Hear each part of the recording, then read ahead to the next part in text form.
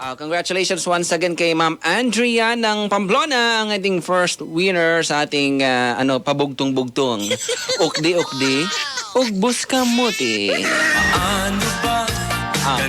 Salamat kay Pading Renz Alde kan Kalampitos TV charity vlogger. Ayan, sa pag-sponsor sa tuya ni na ipapanaw sa tuyang pakawat. Salamat po. Anyway, since na alas 11 na mga pangga, ma-aura di peligro na naman, luway-luwayan ta daw ini sa tuyang kunyan, dikit sa nang harambugan sa radyo. Bago kita magpaaram sa programa. Ini dang harambugan sa radyo mga pangga, ini pagiromdom istorya sana. May pang ma-offend, may na-offend kaya. Katang isip mga pangga, darakang maringgaw na imahinasyon. Ano man ang pagkakapareha sa bagay, lugar, pangyayari o pangaran, dahil po tinutuyo. Ayan. Igwada mga pangga nin mag-agom. Yun naman niya kita kan mag-aragom mga hindi. Pag ang istorya kaya manungod sa mag-agom, patok na patok. Taan nagdadangog sa tuya, mga mag-aragom. Igwada mag-agom mga pangga. Na-discover da ni Mrs. May na-discover da. Yung kinakatakot niya itong mga mister. Pag si Mrs. may na-discover, orog ng gayo, pagkatapos mo magtrabaho, may mga pasalipit ka, may mga paipit ka sa garter mo ning kinayudan mo. Ay, aram yan ni Mrs. Aram yan. Nagkayod ka ngaya, maghapon. Pag uli mo, kinita mo pagkayod 500. Puminaipit kang sanggato sa garter mo, ipigrimit mo 400 sana. Aram yan ni Mrs. Daya mo nang ganyan. Daya mo nang ganyan. Dawasain mo ipaipit ang mga paipit mong yan. Aram yan ni Mrs. Ngunyan, sumag-agom da mga pangga. Na-discovery niya da ni Mrs. Duman sa baduan da ni Mister. Iyon ang sinasabi. An baduan ni Mister, an sayang baol, an sayang aparador na pano-pano nin alkampur. Na-discover ni Mrs. mga pangga. So aparador ni Mister, may na-discover siyang 50 pesos ay. Garong nga imposiblihon man niya, sabi ni Mrs. sa isip-isip niya, garong nga imposiblihon man niya. Baduan nga may 50 pesos, garong nga may kinukutuban nga ako. Garong nga may masamang mangyayari ngayon ngunya na banggi ngayon. Garong nga mamamararo ngayong pulbura ngayon. Apera da duman mga tugang sa 50 pesos na nadiskubre ni Mrs. duman sa baduan kan sa iyang agom. May nahiling pa da siyang 5 pidasong 5 tipasi mga pangga kan bagas. 5 pasi kan bagas, 5 gayo, binilang niya. Siyempre din na ginamitan ng microscope tama makusog pa man ang panghiling ang mata. 5 mga pangga 5 tipasi daanin bagas tapos may 50 pesos kaya tamang duda da si Mrs. Imposible kaya ni. Imposible ni. Baduan igonin 50 pesos. Igonin tipasi kang bagas. Imposible ni may masamang mangyayari ngayon. Kinumpronta niya da mga tugang si sayang agom. Kinumpronta niya si Mister. Kunyan, si Mrs. talagang nagpapalpitate na. High blood na Kinumpronta niya. Agom! Iyon sabi. Kinurawa. Agrabyado si Mrs.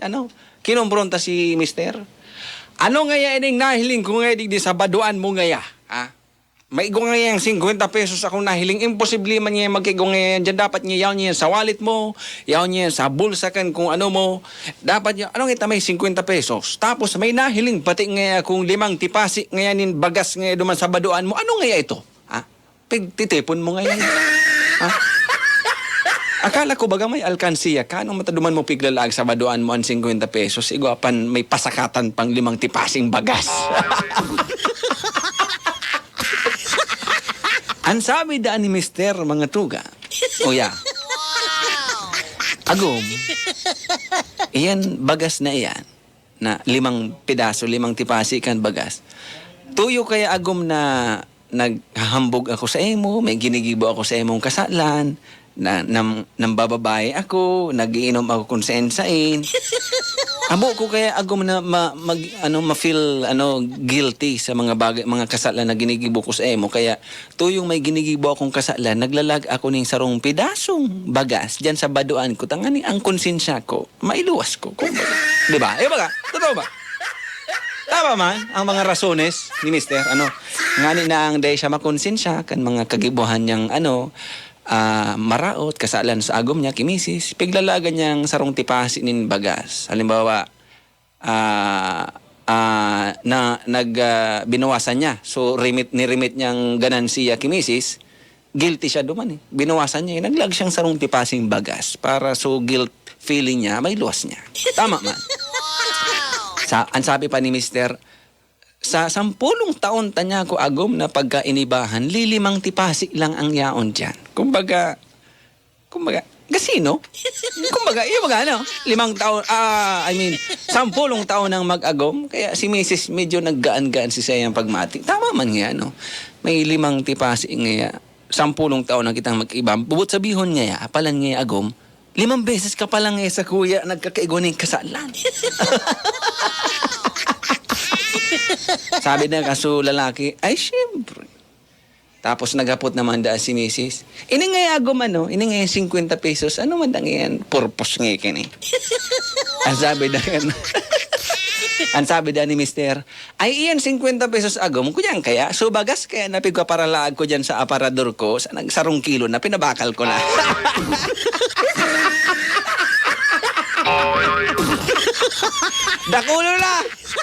Dakulo lang na di mong bagas si Mister. Kadakulo pala ng kasalan niya. Nagabot na ng 1 kilo.